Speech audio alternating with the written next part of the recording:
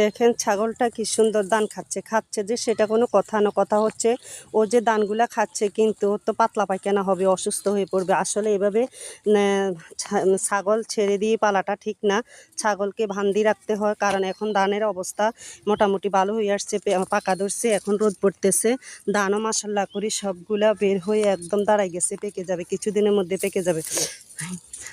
যারাই ছাগল পালেন গরু পালেন এভাবে ঝেড়ে না দিয়ে সবসময় বান্দি ফালাটা ঠিক, এভাবে গাছের মধ্যে বান্দি দেওয়া ঠিক। কেন এই ধানগুলা খাইলে অসুস্থ হয়ে যায়, বিশেষ করে ছাগল অসুস্থ বেশি হয়, পাতলা পায়খানা হয়ে একদম মানে কাশতে কাশতেও শেষ হয়ে যায়। তা আমার মতে এটা কিন্তু ঠিক করে নাই। আজকে আবার বিয়ের দাওয়াতে যাইতেছি, সেই জন্য হাঁটতে হাঁটতে দেখতেছি যে মানে ছাগলে মানে ধান খাচ্ছে। হয়তো বা সবাই বলবেন যে আপনি এইভাবে হেঁটে কেন বিয়ের দাওয়াতে যাচ্ছেন। আমি আগে আমার ননদের বাড়িতে যাচ্ছি, তারপরে আমরা ওইখানে গাড়িতে উঠব। রাস্তার মধ্যে গাড়ি রাখা হয়েছে, সেই জন্য একসাথে সবাই এক জায়গার থেকে উঠব। আমি আগে আমার শাশুড়ি সহ ওইখানে চলে যাচ্ছি।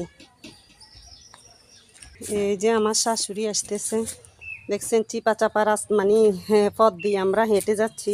ওখানে যাইয়ে আমরা গাড়িতে উঠবো, আমার ননদের মেয়ে আরও মেহমান আছে, সবাই একসাথে একত্রিত হব। কেমন একটি জায়গা দিয়ে যাচ্ছি, আসলে হেঁটে হেঁটে যাওয়ার মধ্যে একটা আনন্দ আছে। একটা পুকুর দেখেন, বাড়ির ভিতরে রাস্তা তো সেই জন্যে যে আমরা দুজন হেঁটে হেঁটে এখন একটু বাড়ির সামনে চলে আসছি। যারা কন্টেন্ট জগতে কাজ করেন তারা এইভাবে ভিডিও করতে হয়, এইভাবে যে কোনো জায়গাতে যায় লাইভ করে, যে কোনো জায়গাতে ঘুরতে যায় লাইভ করে, তারপরে ঘুরে ফিরার মধ্যে ভিডিও করে, এইভাবে কন্টেন্ট জগতের কাজ মানে চলার পথে সব কিছু করতে হয়। কারণ কন্টেন্ট জগতের একটা হিসাব আছে, আপনি যে কোনো জায়গাতে যাবেন, যে কোনো জায়গাতে ঘুরবেন, বসবেন, খেলবেন, বা কোথাও আজকে বেড়াতে যাচ্ছেন, কোথাও আজকে খাওয়া খাইতে যাচ্ছেন, কোথাও আজকে বিপদে যাচ্ছেন, কোথাও আজকে আপনি কোনো বেড রেস্টে আছেন বা বসে আছেন বা শুয়ে আছেন, যে কোনো টাইমে একটা মানে ভিডিও করা যায়।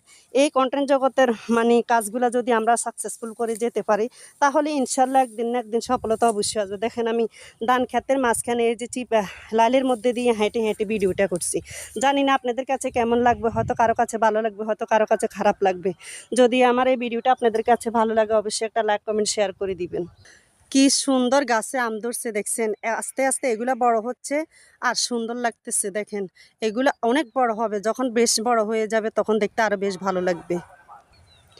এই যে আমি আমার ননদের বাড়ির সামনে চলে আসছি। তো আজকের মতো ভিডিওটা এখানে শেষ করে দিচ্ছি। আর এক পাক আপনাদেরকে ধানগুলা দেখাইনি। এখানে এই যে মানে ক্ষেতের মধ্যে যে ধানগুলো হয়েছে বেশ মোটামুটি ভালো হয়েছে, সবাই দোয়া করবেন।